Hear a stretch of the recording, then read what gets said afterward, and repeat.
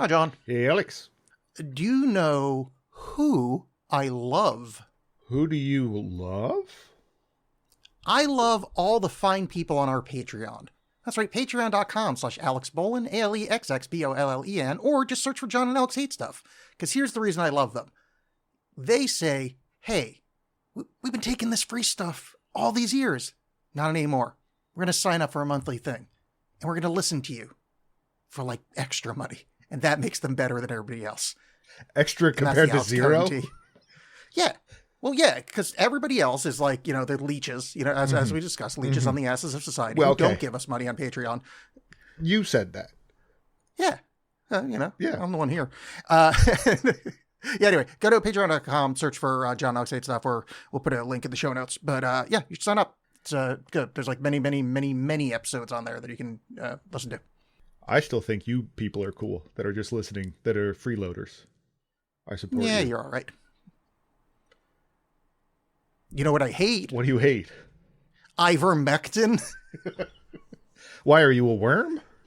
No, because my dang brother, my cousin, he put it in his antifreeze bottle. And I gave it to my mom because my mom got the cancer. She's dead. I killed my mom with ivermectin. Same thing happened to Scott Adams. Rest in piss. We watched Bugonia. Lord, there goes Johnny Appleseed.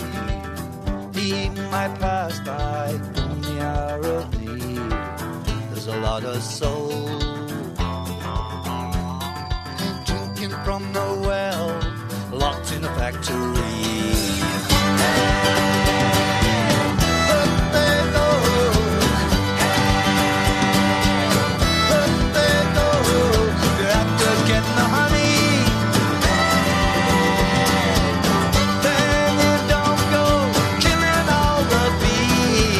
As we all know, is a Greek word meaning when bees come out of a cow. Mm-hmm. I thought it was a flower. One of the many facts I looked at. No, I thought it said one thing. It said a cow. Like apparently they had some ceremony where they cut a cow open and shove some bees in. It's very it's very related to this movie. Obviously that because the idea is that the bees would spontaneously generate from a sacrificed cow. It was sacrificed in a certain manner. And then it's Bugonia. It's the movie. Yeah. I think Amy Adams might be my favorite actor right now. She is endlessly watchable. However, I have a close second. Jesse Plemons is so fucking watchable in this. I don't care what this movie is. Just remake a TV series, recast them two as the leads, sentence for sentence, whatever it is. Cast Sanford and Son, don't care. I just want to listen to them talk to each other forever. So, when you say Amy Adams, do you mean you think Emma Stone is Amy Adams, or you just are throwing out damn low it. for Amy Adams? Yeah, Emma Stone. Okay. I'm going to redo that. Okay. I'm not. We're going to let it go. I love Emma Stone. Okay. I call her Amy Adams. I don't love Yorgos Lanthimos in general, but I like that they team up a lot. I like that she kind of is using the clout she has in Hollywood to do these like weirdo movies rather than just, be in another romantic comedy or something. And it's, I don't know. I think that's kind of exciting. And yes, I think she is a tremendous actor. And I think Jesse Plemons is fantastic. I've been a Jesse Plemons guy since Friday Night Lights. Mm-hmm. I was not a Jesse Plemons guy for a long time because I know you're a big fan of his. Yep. Never didn't. That's why. Him, but he didn't. Well, I mean, it's probably a good chunk of the reason at least. That's fair. But it's not like I never disliked him. He just never did anything for me. And this was maybe not the first time because over the years he's had some performances I like, but this was the one that I'm there. Everything you're doing on screen is fascinating to me. I love this character. I love the way you're playing it. Everything about it. His fucking hair is terrific. That suit looks great on him. Everything about this, I'm I love you, Jesse Plemons. When they shave the goatee off of him, when in the flashbacks, or when they shave the beard off him or whatever, he looks like he belongs in Gummo. It's so well done. Yes. And it's somewhat shocking. I think his like the way that he, what would you say? Like, I don't want to say character design, but like the way that his, what do you say when you like change your body shape and look for a role? Is there a term for that? I don't know, like this, like the physicality. I think of that as more as like movement, whatever. Which physicality is fine. Just the weight that he's at, the clothes that he wears, and the hair that he's got, and the facial hair, like, is the styling of the character. Sure, but my pausing was I wasn't sure if hair and face and weight count as styling, because that guy loses weight and gains weight for roles all the time. Sure, but like the fact that like I think he's like actively handsome in this, and I think he's shot that way. He's got that like whatever the movie that Brad Pitt was in that he wore all those bad suits. It looks exactly like that one. I think it was Seven. I don't remember him wearing bad suits in Seven. I mean, I know well, not necessarily bad. Those he was that 90s cut that like kind of that he has here. I don't know. I'm thinking of Meet Joe Black for some reason. I don't know if that's the one you're talking about. It might actually be Meet Joe. Yeah. I don't know. Who cares? He looks very handsome, but I love that choice because like he's in this horror show of a house. Mm-hmm. Like it's actively terrible, but like this is the first time like on screen he's been like made to look handsome. I'm like, I love what you're doing here. This whole movie is like this contradictory, just everything is not what it seems, and the way they film stuff, like the actor choices, the sets, what they pay attention to and what they don't pay attention to. Like, and I'm not a big Yorgos guy either, but like this one really won me over. Like he did Poor Things. He did Poor Things. Those are these two I've really liked. I've never seen the original of this one, but like I really enjoy this. I don't remember the original. I saw it years ago. It's not that it wasn't any good. I just don't remember it. It's that famous guy, right? That's the what's his name? It was Jang Joon-hwan that did Save the Green Planet. Is that what you're talking about? No, I thought it was Bong Joon. I thought it was Parasite guy. Yeah, no, different guy. This movie has that kind of vibe to it, so I'm like, oh, it's probably that guy. Like, the big sense that would be sure, sort of there's a class element involved in it, yeah, and it's it's like beautiful but also ugly. Like there's yeah. Yeah, I would say that this is, and I it's been too long since I've seen the original, obviously, but this movie is thorny, like you said. Like it's one thing's happening, but nothing's going on. But it's very angry in a way that I don't remember the first one being. But I think it's also the first one was like that concept of like, I'm a crazy person that's way too into conspiracy theories was not the day-to-day life that we live in now. That was more of an outlier where now it's kind of just ever present, particularly like online, which is sort of the point of the movie. It's a nice time capsule of this era, but yeah, it's a very quietly angry movie. Like I don't think it's misanthropic in certain ways, but I don't think wholly, not like say Killing of a Sacred Deer, which is a Lanthimos movie I did not enjoy. Yeah, it's great. I like, to your point about them being two acting powerhouses. I think that's true. Because the plot of this movie, if for those of you that don't know, we should probably describe that. Wait, before you start, sorry, just very quickly. This is the most cold I think I've ever gone into a movie on this show. Oh, nice. I was unaware of the original. I had no idea. Like, what I knew was she shaved her head and that Jesse Plemons is in it. Mm-hmm. I didn't know a single thing other than that. And it was, I'm not telling you guys to turn the show off, but like, I hope you had that experience because boy, this was great to walk into cold. Like I had no fucking idea what was happening. Yeah, it's great. But Jesse Plemons is a guy, lives in a hollowed out town that's been mostly like destroyed. You get the sense that no one lives around him.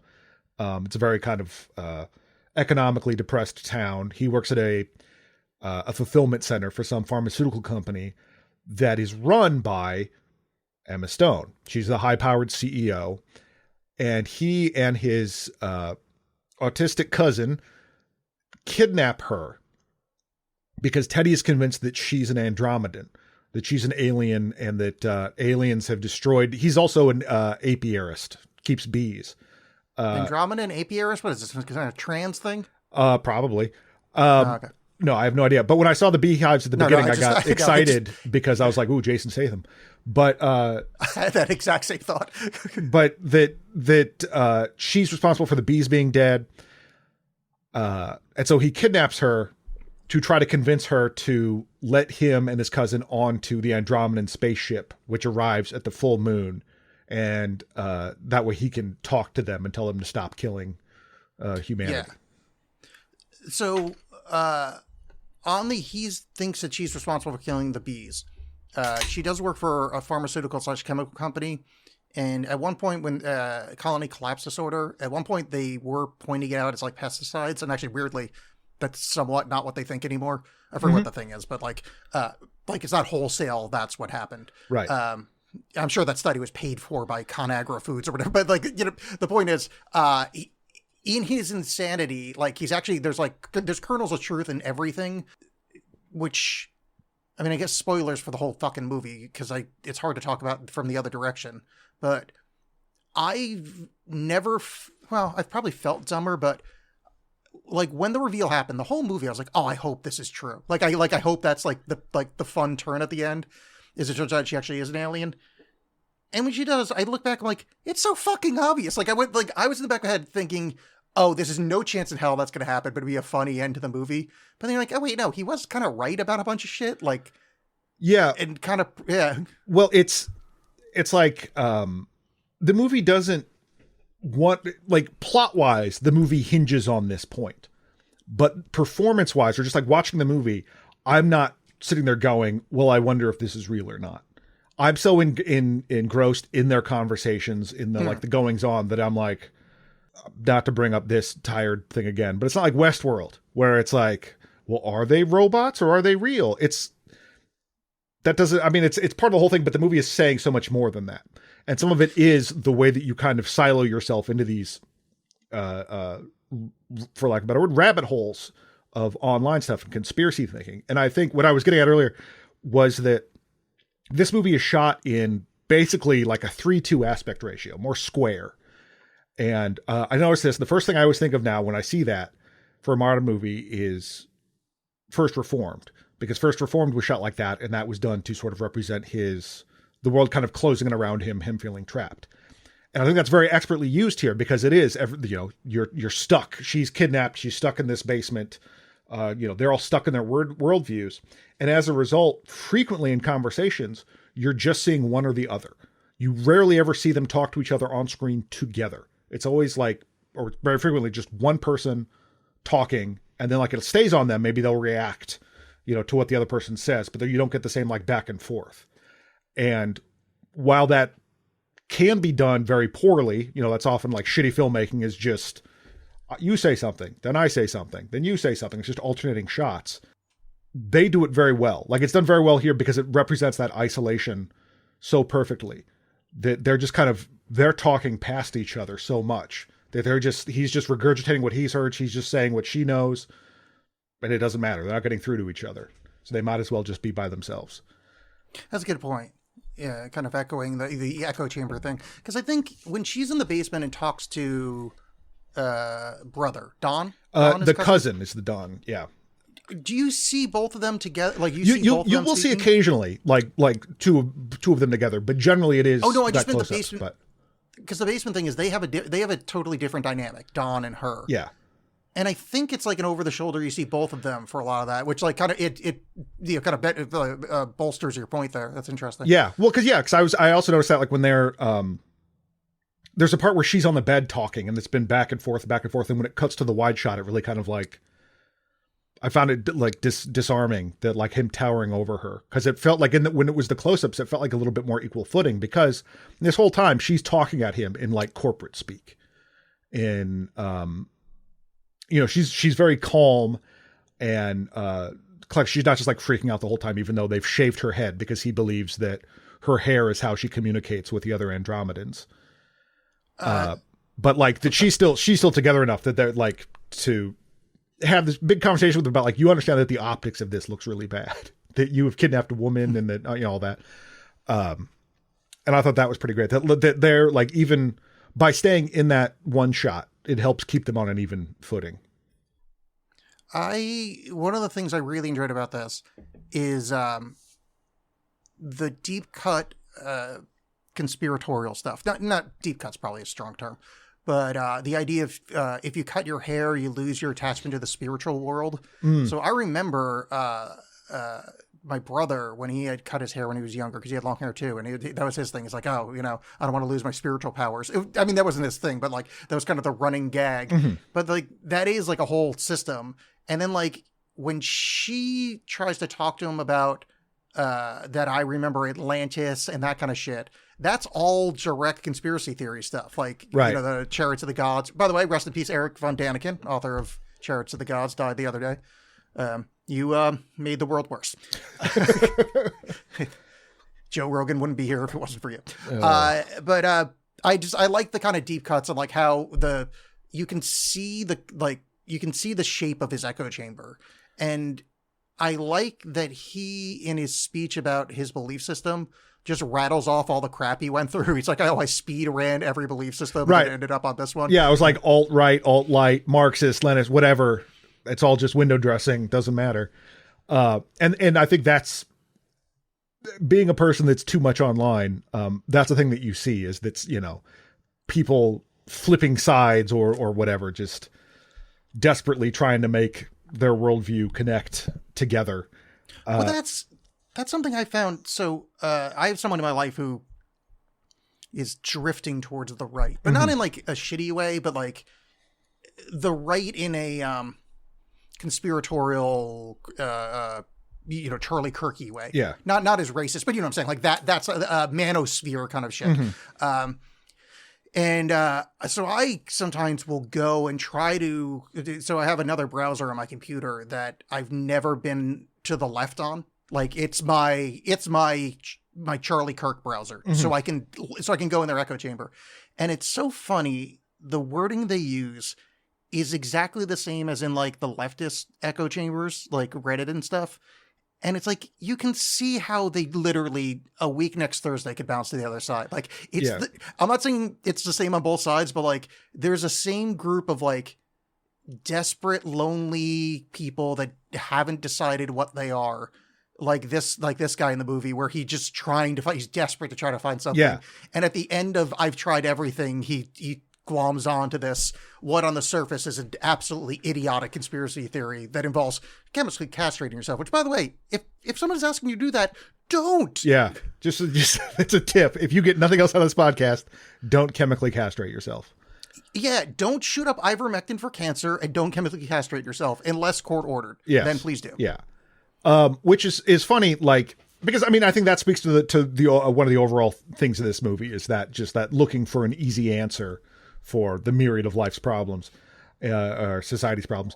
But I think it's very funny. We learn a little bit later on that part of this comes from part of his, Teddy, Jesse Plemons' character, part of Teddy's insanity comes from losing his mom, who was like a drug addict and drug addict. I don't know why I said it. That sounded weird.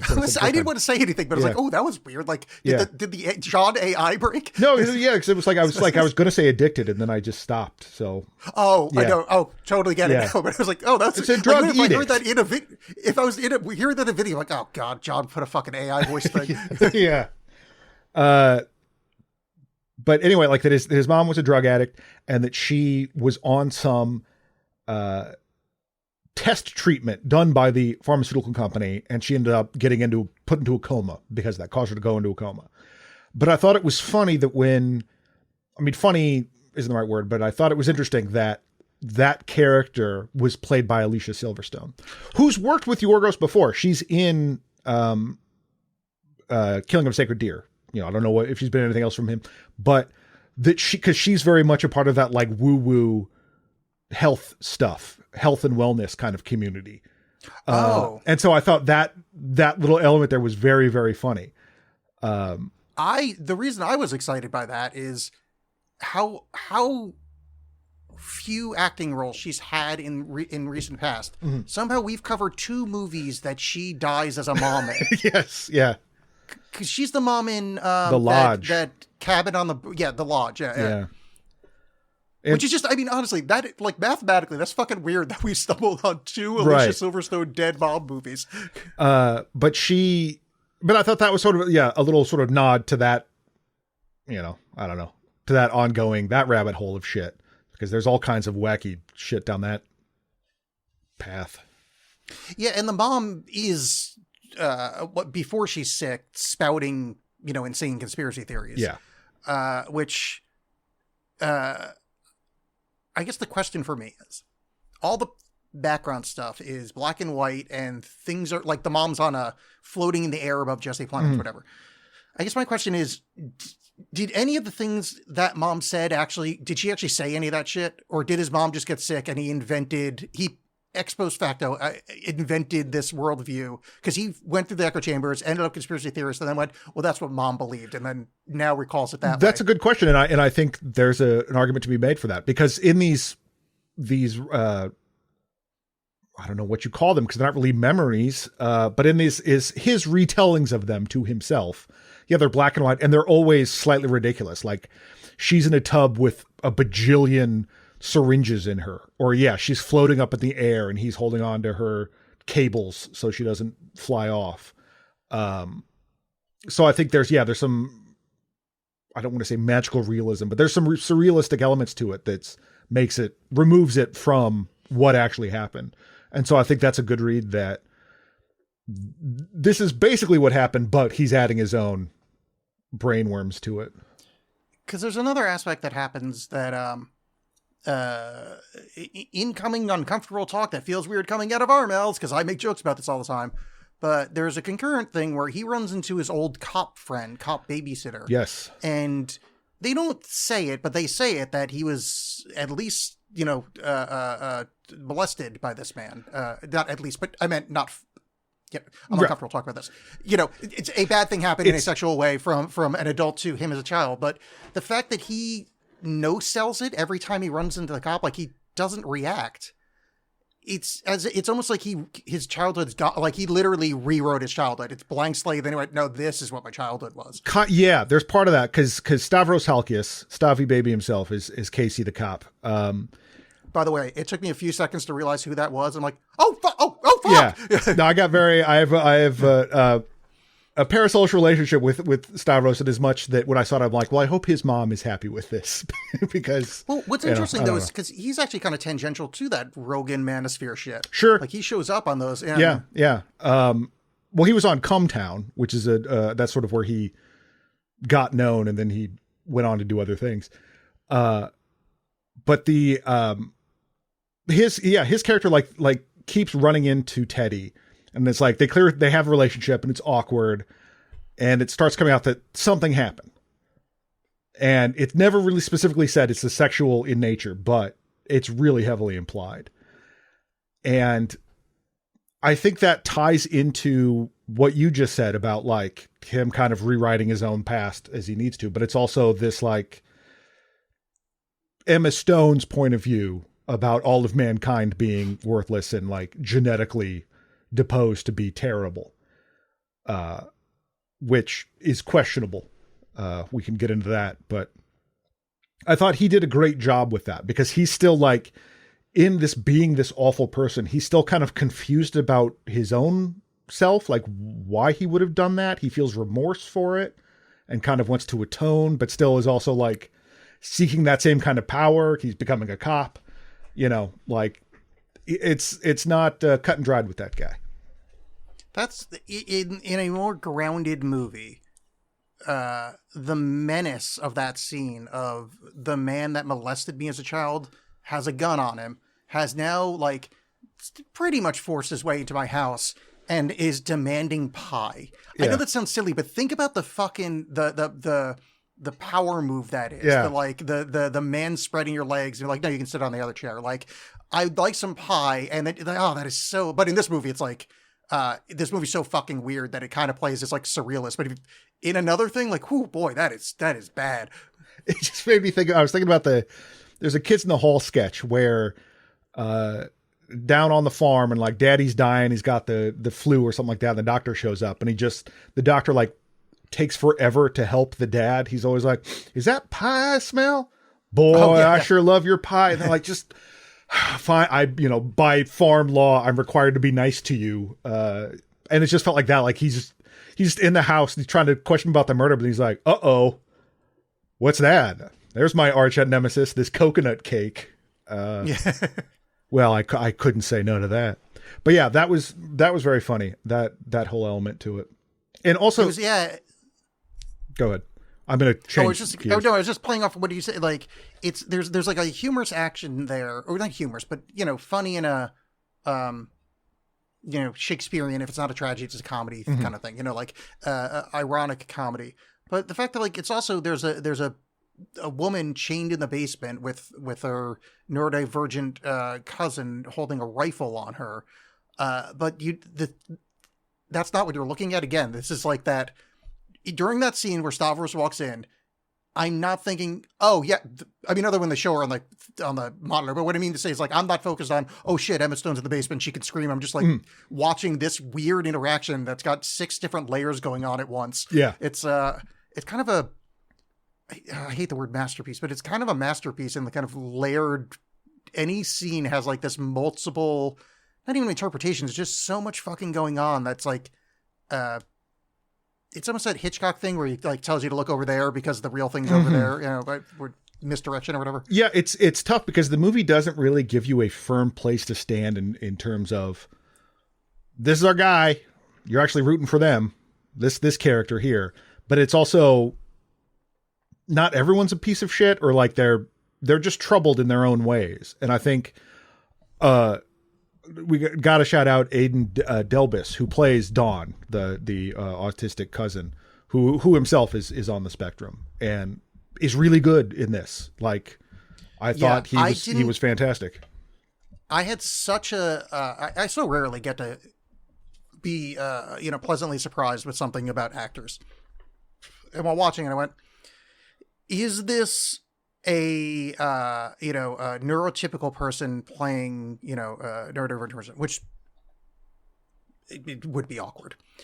Look it up and I'm like, oh no, he's like they actually hired someone, but it's also first acting role. I'm like, oh, this is great. And you're right, he did a good enough job. That's why I was concerned, because I thought this was going to be one of those things where they hired a normie, right? And it's like, no, you did. Yeah, he's got a British accent and he's actually like really handsome. It's like, this was a challenge for me. Like exactly what I was picturing. Yeah. Like I think it would be, I do have ADHD, so I tapped into that for the role. Like one of those things where it's like, you're not going to get in trouble for casting him, but like obviously, but no, that kid did great. That as a fan of trains, this movie spoke to me.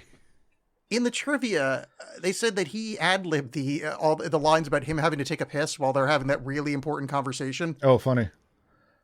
But that's amazing. It's really great. First time acting. Yeah. He has the instinct. Well, 2 masters of the art are battling verbally. And he goes, it'll be great right here if I just keep having to say how much I want to go to the bathroom. Like, that's good for you, dude. Yeah, fucking A. But I also imagine that if you asked him about it, he'd be like, well, I had to pee. Oh, yeah, 100%. But I love the new actor balls that takes. Yeah. But he's great. I want to say. Oh, go ahead. Sorry, I want to say because before we kind of skip over it, because we're doing that thing where we don't go through the plot like super well, which is great because better. There is a small character moment that I picked up that when Jesse Plemons is riding his bike to the fulfillment center, he's listening to a podcast and he catches back up after Stavros talks to him, and they're like, they might even be demons or whatever. He goes into work and talks to the black lady that he works with that hurt her hand. And he refers to the people that work there as fucking demons. Yep. And I thought that was so direct of like, oh, he's just literally parroting the thing that he heard on the way to work. Like this isn't like, because he's obviously a very smart man, but also he doesn't have the, the inner scaffolding. So he's just going, oh, I heard the word demon. I literally used the word demon later. I'm like, oh, that is such good writing. Yeah. And I think kind of going back to talking about the layers of this thing and like not really knowing who to root for, when the moment happens, the pivotal moment happens with Dawn and Michelle. I was taken aback at first, not just by the shocking nature of what happens, but also just like, is he making fun of this guy? You know what I mean? Like, is this just like a cruel punctuation to this joke. But the movie isn't, as I said, the movie isn't as misanthropic as that. Like, I think there's an element of it to like you kind of said, like the sad tragedy, the comedic tragedy of the whole thing. That this is how far it's gotten, but it's not like this idiot, you know? I'm just going to say what happens just, you know, for cause we're talking about it. Yeah. Emma Stone, AKA Amy Adams is talking to Jason Mantzoukas in the basement, and just another. Yeah, I don't know anybody's name. Yeah. Well, Yorgos Lanthimos is in my head, so I just named another Greek-sounding guy. But they have this conversation. It's very good. The other actor's really good, but he ends up Kermit sewer sliding by shotgunning a beer through his. So he blows his brains out with a shotgun. Just Jackson Pollocks the whole place up. And an insane amount of blood, which was very insane funny. amount of blood into her mouth and face. But when earlier in the movie where Jesse Plemons talks him into chemically castrating, because that's the important thing, you know, in that kind of what was that guy, Applegate, the Heaven's Gate thing. Heaven's Gate, yeah. Marshall Applewhite. Was it Applewhite? Yeah, whatever. Yeah, it doesn't matter. The point is, they're calling on that, but he says in that, and he's not a very like dynamic, confident he's going to say what he needs thing, but he says like in this thing of like, well, what if I meet a girl? And kind of like, I feel like he's saying kids there. Like he's like, I could be a dad or whatever. What if I want to be with someone? Yeah. He makes that kind of reference, and I think him wanting to go to space is like, my time, I have nothing to offer the world. Like I can't do that. And I think he's had his kind of the concept of humanity so removed by Jesse Plemons that he convinced himself that this is the way to the spaceship. Mm-hmm. Like, I don't think it's like you're mocking him or funny. I mean, I think it's just like thankfully this movie is deft enough hand that it comes across, but like, I think it is he's been brainwashed to think that and blows his fucking brains out thinking he's going to go to the comet or, you know, go up to the space times. Yeah. And that's the only bit out of this where I really felt, like I said, like the super tragic nature of it, because a lot of this is like problems of their own making, but he was this sort of bystander that he just liked his cousin and he just wanted to hang out and be friends. The other moment I felt really bad was,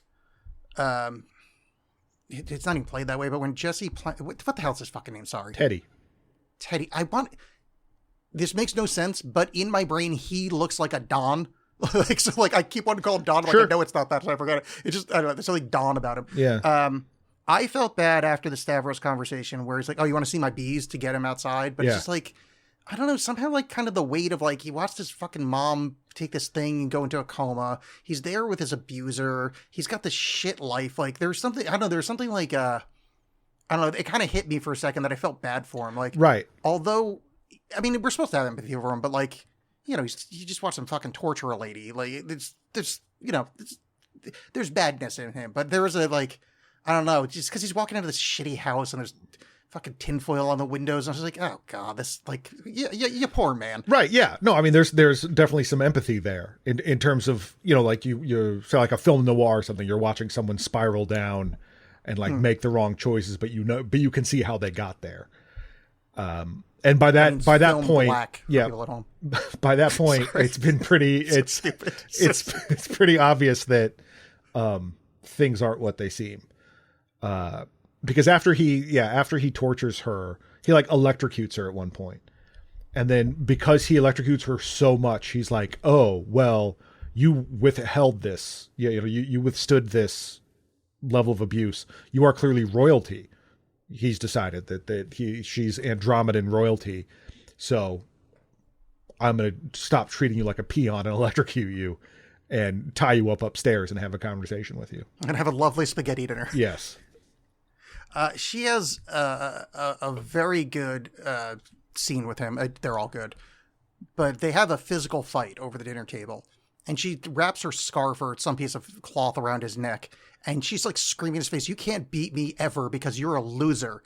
And that's fucking life. Like, just like, you are shit. Mm-hmm. And I enjoyed that because one, I liked it just as it happened, but upon reflecting on the movie after it finished, I realized that that's not the Emperor acting. That's the Emperor slipping. There's this 3-layered thing happening with the performance, and that's an actual person getting fucking pissed. And Andromedan getting fucking pissed. Yeah, because as we mentioned, it's revealed that she is indeed Andromedan. But it's still like she confesses to him that she's Andromedan, and like multiple you said, times, which I like a lot. Yeah, and like just spills all the stuff to this point where you're like, well, I'm not sure if this is a put on, if she's like just playing along to get out of this and has concocted this whole thing, or is it actually real? But eventually, like it's the day of the eclipse, which is what they've been waiting for, and I love that every countdown to it is a graphic of the Earth with just, like 2 days remaining, 1 day remaining. And the Earth gradually gets more and more flat. Yeah. Which plays into something later, but I just like that. Also that sort of delving into conspiracy theory that the flat Earth. The last day of the Earth is that like absolutely flat with the icicles coming underneath, that like classic flat Earth model. So they leave and the basement, they're going back to, she's like the portal to get back to the Andromeda ship is at my office. Oh, wait, sorry. You skipped an important chunk. Oh, okay. Sure. Don blows his head off. Here, it's heard from outside, so he kills a Stavros with a shovel and the beehive, which we didn't cover because the cops outside. But the reason that that's important is he goes back inside, fucking kneecaps her, and that's when she talks him into the antifreeze ivermectin. Right. Because she's like, no, you don't understand, and gives the whole spiel of like, we can cure your mom. Amidala doesn't have to die in childbirth. You and me, we can discover the deep powers. She becomes Darth Andromedus. Mm-hmm. But he books ass to go to his mom's place to shoot her up with ivermectin antifreeze. While he's gone, she discovers the dissection room in the back, where she's looking through books of all of it. Like he's done this a bunch of times before to discover, Andromedans. Yeah, that he's had other victims. This isn't the first time he's done this. But what there's a sequence I love is that when he comes back and he sees dead Dawn, he's whatever. She gives this speech that is, and I mean this in a good way, and as someone with very little self-esteem, I have to clarify that. It's like something I would have written, but and I'd be so proud of, where she starts spitting, and essentially it goes like this. Our 75th emperor discovered your Earth, and it was great. Unfortunately, a virus, we let it loose, it killed all the dinosaurs. Whoopsie doodles. So what we did, we went back and we made man. And man was great. However, one of men went sideways, which I think is a reference to Jacob, that what's it? Yes. Church of Muslim, whatever. With the big head. No, it's Black Israelites. Yeah. That's it. Sorry. Huge I knew fan that wasn't of Jacob. Right, whatever. And she's like, we were gods in Atlantis. And it's like, they made stronger humans. And that's sort of the first nuclear war. And it's like, this is so great. This is like, because that's fucking Scientology. Like, I'm loving every part of this. And it's like, but some of the humans survived on an ark. And you see Jesse Plemons like, just absolutely enamored, like all the things I read. And then at the end, her performance, and she goes, a whole wiped out. And then, that's great, right? Yay! And she just brains up in his face says yay about like the extinction of mankind twice. I'm like, oh my God, Amy Adams, I love you so much. I did that on purpose. Yeah, I know. But no, and it is, I think that also fits into that like corporate speak that she does too. Is that's like, because when we're introduced to her, she's talking, she's clearly like just been made head of this company, or like just recently become head of the company, because she's talking about a new era. And the whole thing about like, I just sent out an email that when it's 5:30, you can totally leave unless you have something to do. And then keep in mind, we also have quotas. So, we are running a business, but just that whole like, hey, we're family, but hey, fucking get to work, that permeates culture these days. The sequence where it's revealed that in both their idiocy, they have actually dragged Dawn's dead body into the back of her SUV. Yes. They go through valet parking with a corpse in the back. I just love that sequence and wanted to make sure we called attention to it because she gave the keys to the valet while there's a dead guy in the back seat. That's fucking amazing. Yeah.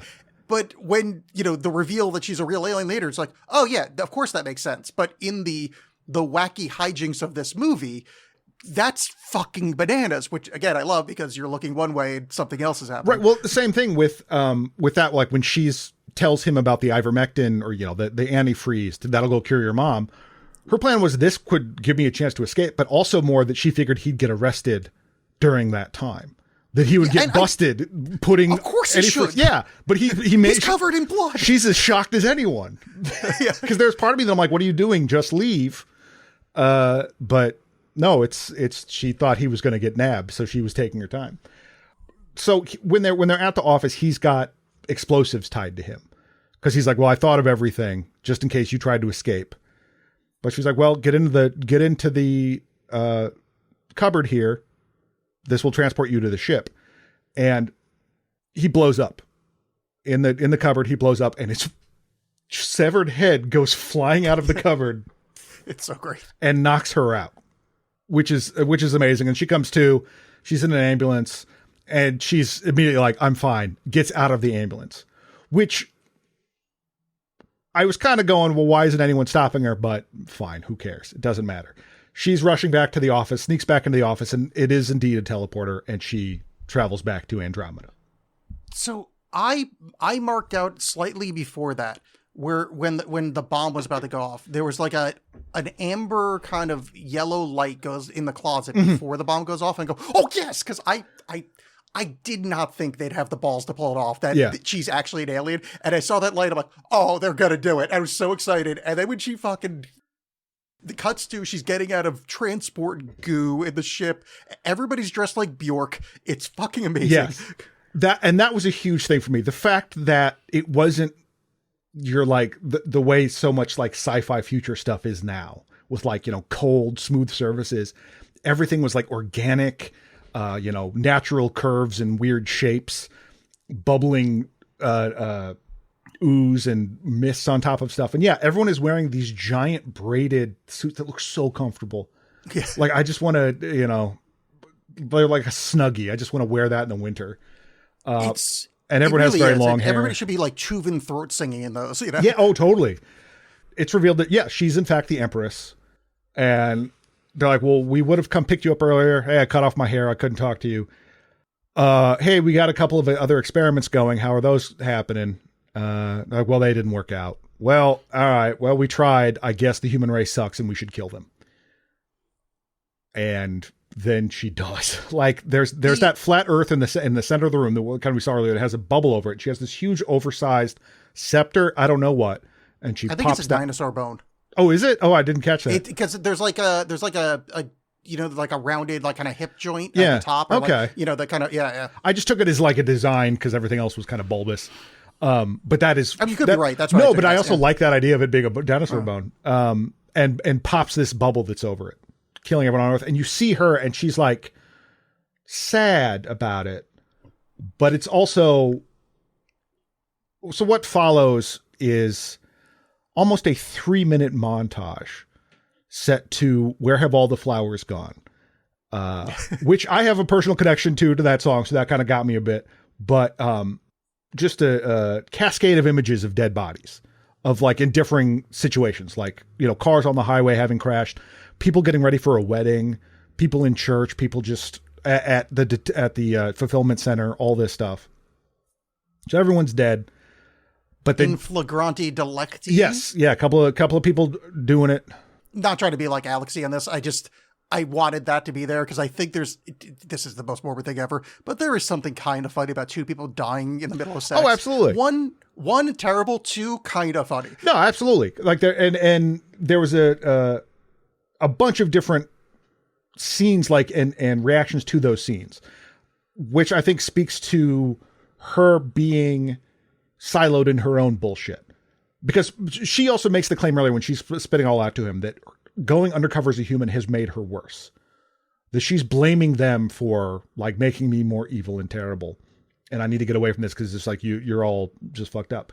But a lot of these scenes we're seeing, like I said, like it's people going to church, as people at a wedding. Like it's human beings doing different things. And by just going like, well, no, you're all evil and all terrible, I got to kill you, she's just as in her own bullshit as he is. That's the kind of point that I like about this movie, that whole, everything's two ways. Because there's another small moment right before the dead scene, but one of the other lieutenants are like, all the other experiments have failed. There's two that are still going, but given who they are, it's probably not going to work out. And I don't know what that means. Mm-hmm. Is there an Adam and Eve on Earth? Right. That are like, I mean, they fucking killed everybody, so probably not. But like that line, and then her deciding to kill everybody, it's like, oh yeah, like humanity has kind of infected her. And that's the whole thing about the virus that killed the dinosaur, yada yada. But yeah, it's one really interesting ending, like killing the entire human race, but keeping, the dogs and the bees alive, Yeah, because it's revealed that only humans have died. And particularly you start to see at the end that, oh, maybe the bees are coming back as a result of this. I think that as much as I do like that song, I think the use of that song is a bit ham-fisted, a little heavy-handed for what they're doing. I believe you're correct. But I do like that element of, again, like you said, like look over here, something else is happening. Where we're shown that this guy's nuts and he's in this rabbit hole of shit, but then so is she. Like that they want this very simple answer to a very complicated problem. Because like none of either one of their worldviews has any sort of like materialistic bent to it or something. It doesn't really talk about like, or it treats like capitalism and that kind of thing as like a natural occurrence rather than a thing we decided to make, or other social factors going on. It's all just like, no, it's in your genes that you're violent and terrible, and there's just nothing to be done about it. And that even then that like, well, we couldn't possibly go down and talk to you and be like, hey, stop destroying the planet. You are reasonable human beings. You are a sentient race that we could talk. No, that's out the window. It's only that you're this awful other that needs to be destroyed. That's their conspiracy theory that they're buying into. The whole, because I mean, I've only seen this once, so I didn't follow one little aspect of it. When she's telling the story of the past, we humans right now are the descendants of the shitty ones, right? Basically, yeah. Okay. Yeah, so that could easily be a conspiracy theory on her part. Right. But I think that the main question, I think that probably the point you're trying to get to, but so the movie reads as, well, Jesse Plemons was right all along.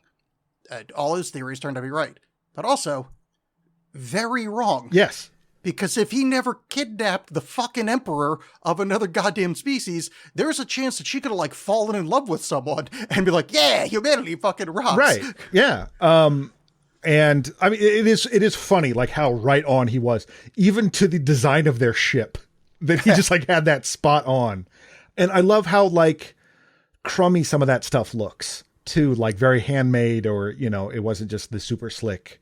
I mean, even if it was CG, it didn't, it again didn't have that sheen and polish that it worked for me. Yeah. Question about him and him being super right. Really kind of silly. And again, bears another watching. He has long hair. Oh. The whole thing about the hair being an antenna. Yeah. Is it that maybe there's a little bit of genome still in there, like whipping around? Because they are the basis of our species. Like Yeah, he's picking up signals like radio stations on braces.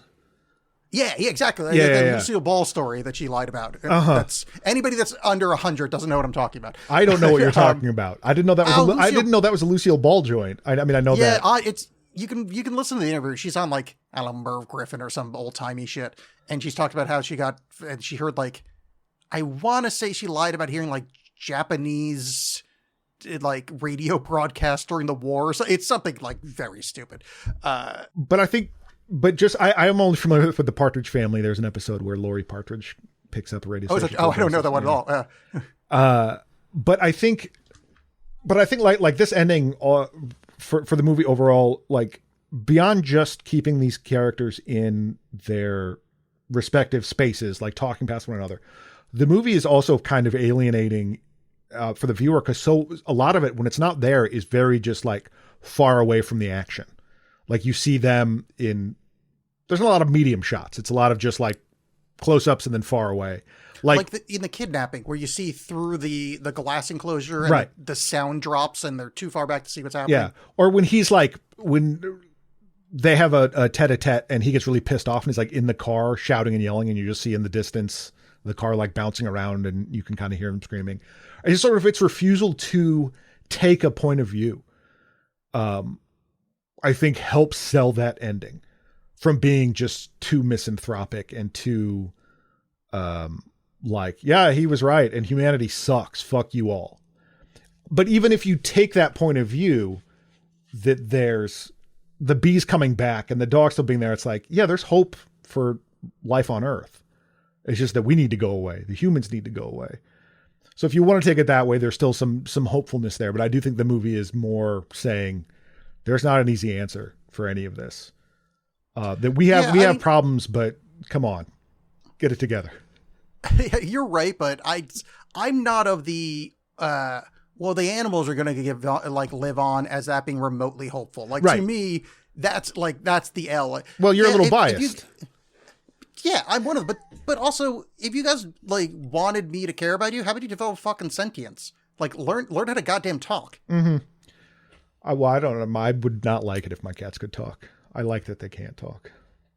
Yeah, because you should hear the shit they're saying about you. Yeah, Notice my ponytail? Yeah. Notice my ponytail? I'm talking to Sturch every night through my brainwaves. Yeah, most of it is just feed me more. Please give me more food. Please, for the love of God. Yeah, and the cats talk sometimes too. Hey, oh, I'm fat. But I love that ending so much. And I know some people that really was like, nah, no thanks. That really, like, I read a specific review where the guy was like, I liked it until the last 2 minutes of the movie. And as I said, I do think that is a little ham-handed, but overall it still really worked for me. And I think this is, it put Yorgos a little bit more into my good books. I like the ending, but admittedly, and this is just like my my middle age coming through and severe fear of death since I haven't done anything yet. But seeing all the dead people gave me like severe anxiety. Sure. Severe might not be but I was getting pretty anxious. Like, I don't like this at all. Yeah. And like how like normal it was. It was just dead people. Like they're just sitting there, like the cat's on the counter and everybody's dead. Yeah. I don't like that. Yeah. I mean, I liked it, but I don't like that. No, it's upsetting. And I think that kind of makes you, it's one thing to be like, oh, everyone sucks and the human race would be terrible. What would, it'd be better if everyone was dead. What does that look like? When you actually see what that looks like, that sucks.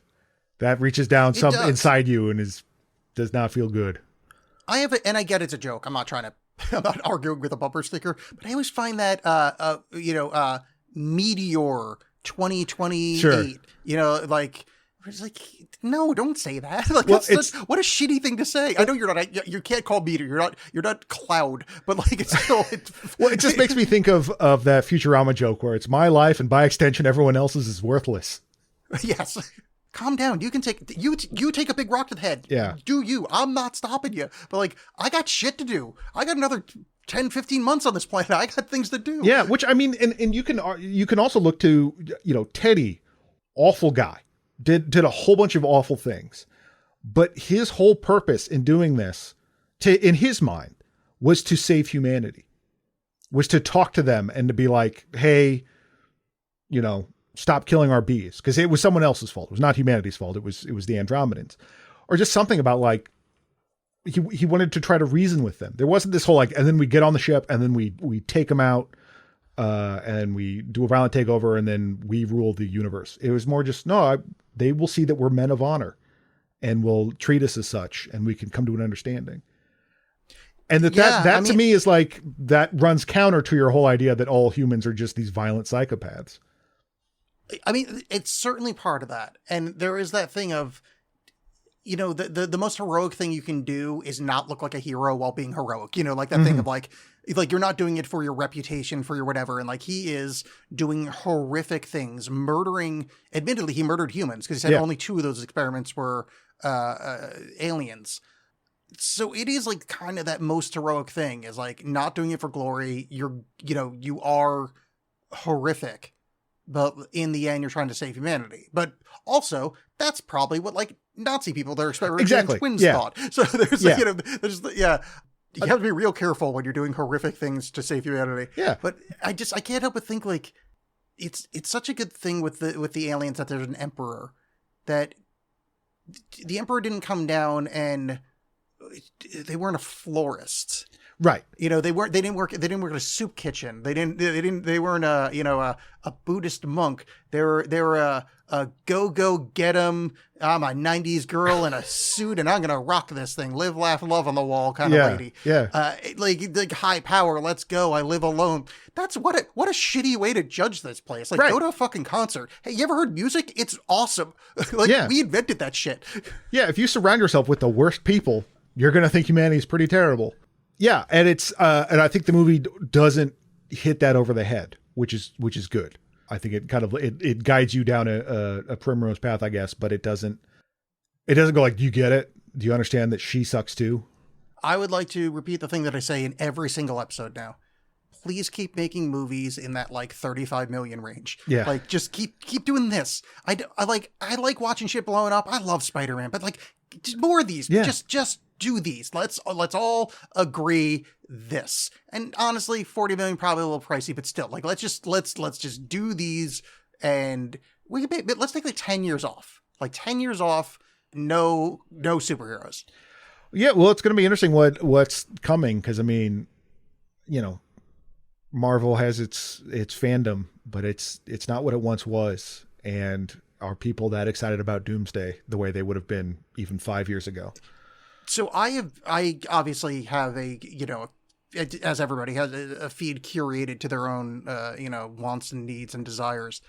But my feed is orgasmically buzzing over these teaser trailers that got, in quotes, leaked.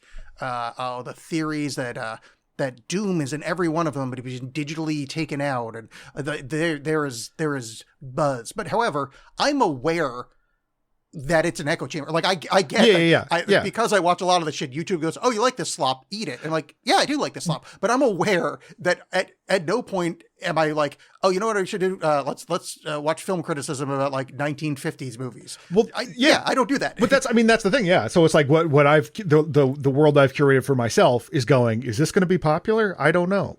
So yeah, it's funny. But I did see that there was some interview with Robert Downey Jr. was on stage interviewing Timothée Chalamet, and I guess Doomsday and the next Dune movie are supposed to come out on the same day. And they're like, we should do a thing, call it Doomsday. Yeah, they're Barbenheimer in it. Yeah.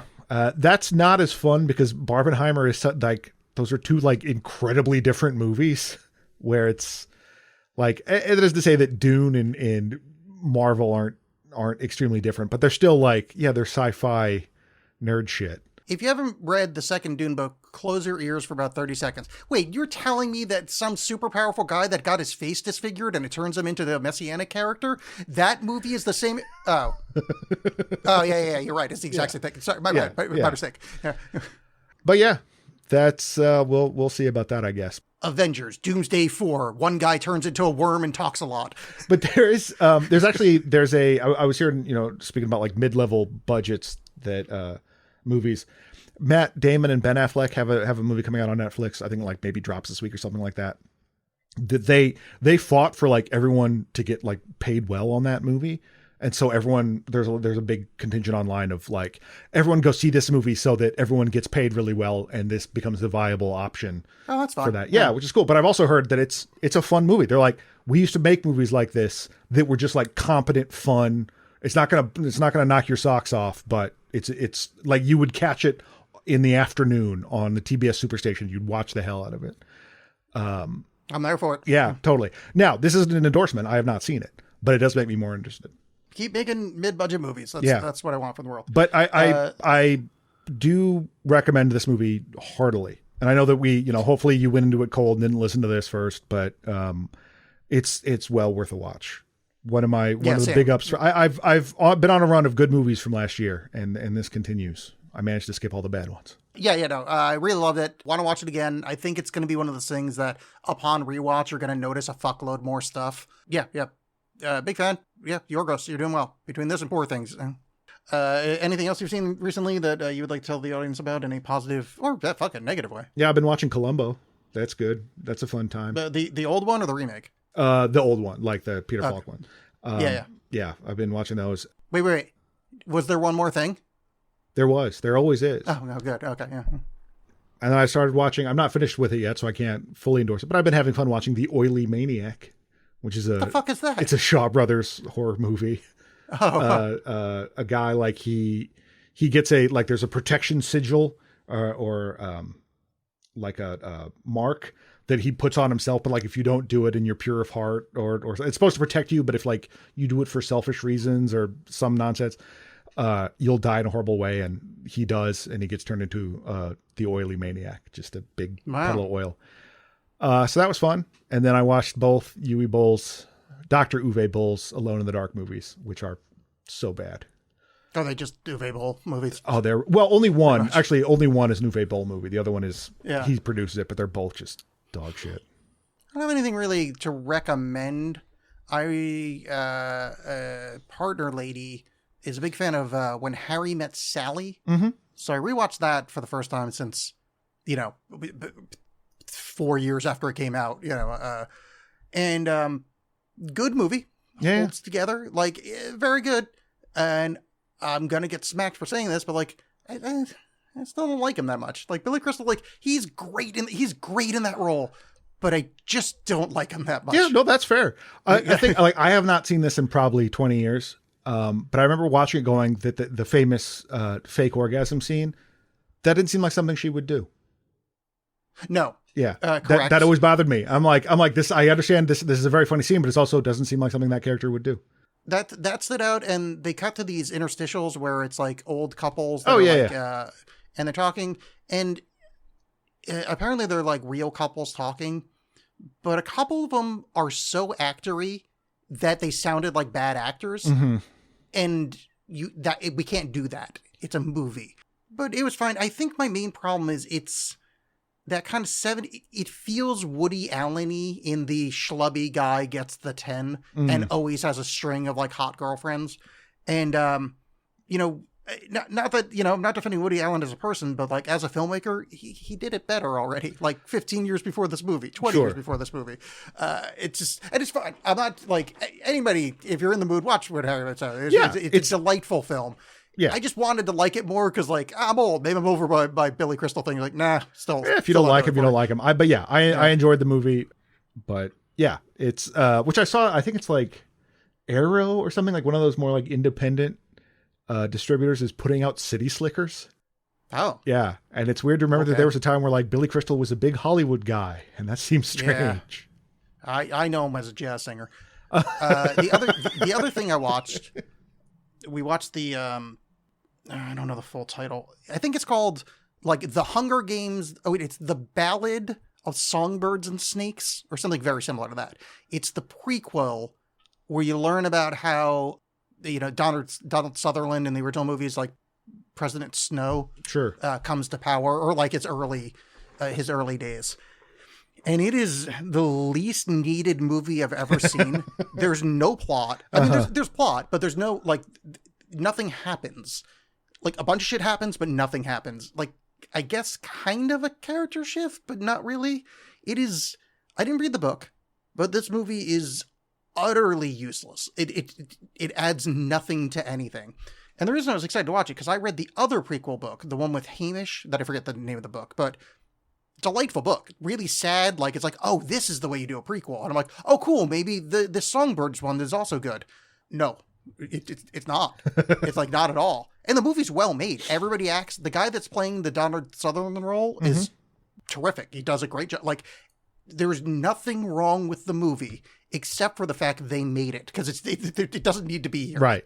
That's always kind of what I felt about having not seen any of them, any of those Disney live action remakes, where it's they could be fine. They don't need to exist. This feels of a piece of that. Yeah. No thanks.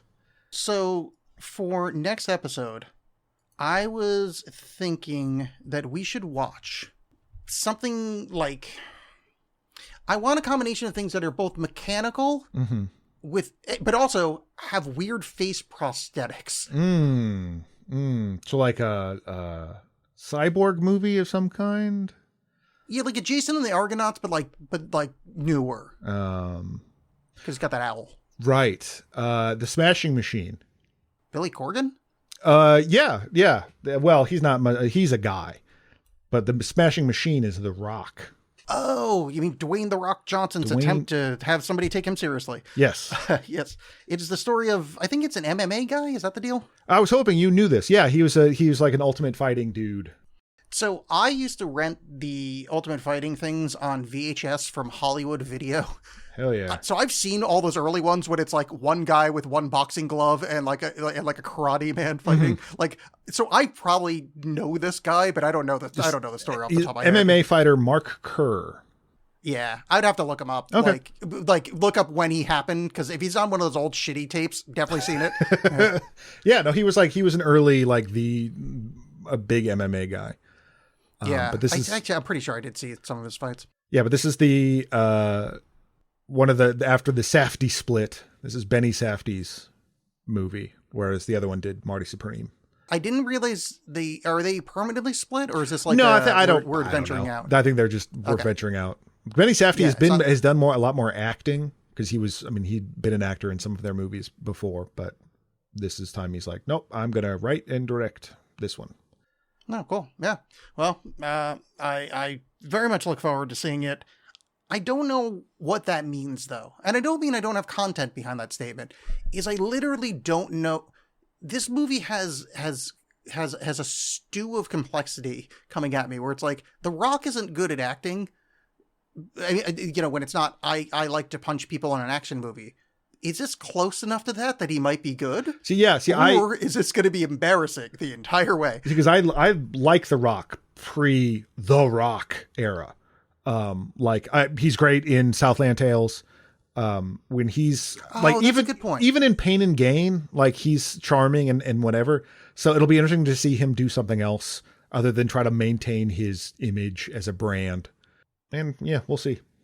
All right, well, we will see you in a fortnight. Good evening. Good evening.